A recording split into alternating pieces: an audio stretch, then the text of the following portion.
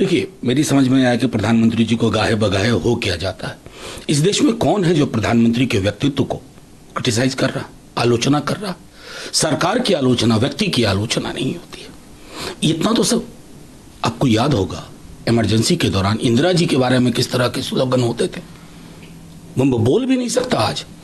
प्रधानमंत्री जी से वैचारिकी में विरोध, लेकिन प्रधानमंत्री जी के पास जब कुछ भी कहने को नहीं होता, मुझको गाली दे रहे हैं, मुझको गाली दे रहे हैं, मुझको गाली दे रहे हैं। कौन दे रहे हैं गाली? बल्कि 24 घंटे अगर आपके भाषण का विश्लेषण हो तो आपने तो नेहरू तक का नहीं छोड़ा। उनका भूत आज भी आप पर भारी रहता है। तो आपको भी तो ये सोचना चाहिए कि राजनीति में शुचिता के लिए ये बेहद आवश्यक है कि गरिमामयी विमर्श हो। और कौन तय करेगा?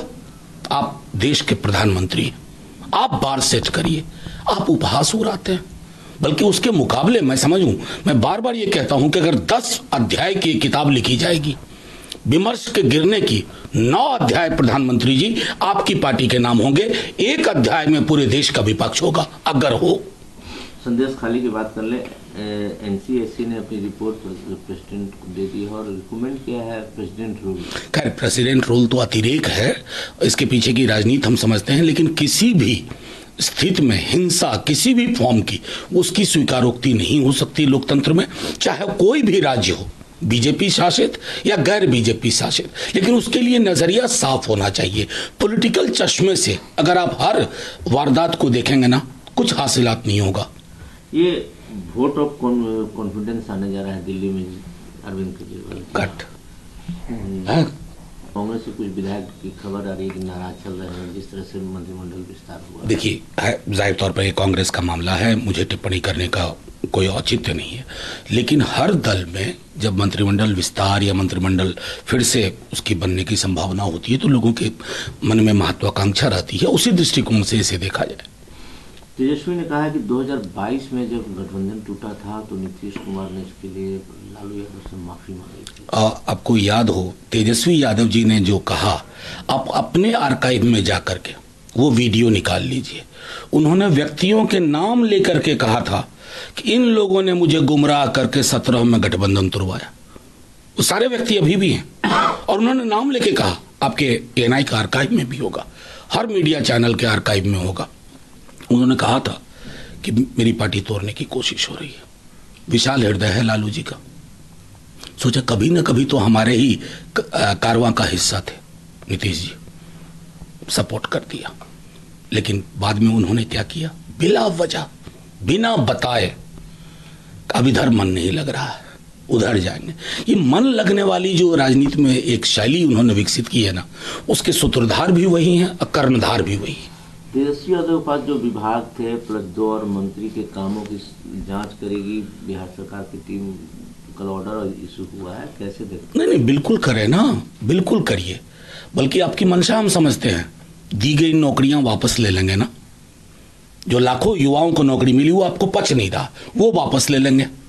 जो अस्पताल बेहतर हो गए उन अस्पतालों को आप फिर बदतर हालत में ले जाएंगे। ये गलतियां की है ना उन्होंने। फ्लाईओवर के नीचे की जो जमीनें अनयूटिलाइज थी, जो जगह जहां आप बच्चे युवा खेल सकते हैं, वो खत्म कर देंगे ना। जो मानदेय बढ़ा, आशा, ममता, रसोईया, उसको खत्म कर देंगे ना। ये जांच वांच नहीं है, ये आपकी घबराहट है।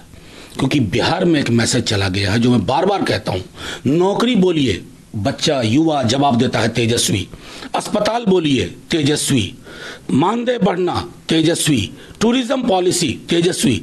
तो ये जाहिर तौर पर इससे दिक्कत उन्हें हो रही है, तो ये हथकंडे अपनाए जाएंगे। चाचा भतीजा में क्या चल रहा है? पशुपति पारस तो बोल रहे हैं कि लड़ेंगे ही हाजीपुर से, उन्होंने तंज कसा है चिराग पासवान को लेकर। देखिए, मुझे सीधे से कई दूसरी मतलब अभी तो एनडीए में है तो मैं कुछ कह नहीं सकता। मैं सिर्फ इतना कहूंगा कि रामविलास जी की एक लेगेसी थी और वो उस लेगेसी की धारा कुछ और कहती थी। और जो आज लोग उस लेगेसी पे राजनीति कर रहे हैं, उस विरासत पे राजनीति कर रहे हैं, वो रामविलास जी की सियासत से दूर है। खबरें आ रही हैं कि काफी असहज महसूस वो लोग कर रहे हैं जब से बिहार के सीएम की एनडीए में वापसी हुई है।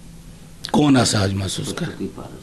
अब मैं क्या कहूं, ये उनकी वो सहज हैं, वो असहज हैं, ये फैसला उनको लेना है। ओवैसी जी की बात कर ले, उन्होंने कहा है कि गिरगिट भी नीतीश जी को देख के शर्मा जाएगी जिस तरह का रंग बदलता है? देखिए, वो उनकी शब्दावली है। हमने अपनी वैचारिकी में अपना विरोध दर्ज किया और वो बिहार में विरोध दर्ज हो गया। अभी तेजस्वी जी की जन विश्वास यात्रा निकल रही है, लगभग पूरे बिहार के हर जिले को टच करने की योजना है। वो क्यों है? वो सिर्फ इसलिए है कि हम वापस आ रहे हैं, आपके भरोसे को टूटने नहीं देंगे। और वापस आ रहे हैं, अपने बलबूते पर वापस आएंगे पूरे महागठबंधन के साथ। और जो भी काम बीच में रुका हुआ था वो सारे फैसले फिर से होंगे। मंत्रिमंडल विस्तार क्यों रुका हुआ है बिहार में? ये तो जो मंत्रिमंडल में हैं या मंत्रिमंडल के जो मुखिया हैं वो आपको बता सकते हैं, लेकिन ऐसी स्थिति बिहार में बीते कई वर्षों में हमने नहीं देखी कि 2 डिप्टी सीएम, 1 सीएम, मतलब खास करके 2 डिप्टी सीएम के पास सारे विभाग हैं। अब वो सारे विभाग, उनकी कार्यशैली देख लीजिए, कार्यप्रणाली दीजिए, ठप पड़ी हुई है चीजें। बिहार को गवर्नेंस का जो मॉडल तेजस्वी जी ने एस्टैब्लिश किया था ना, डिलीवरी ऑलमोस्ट एवरी डे, वो रुक सा गया।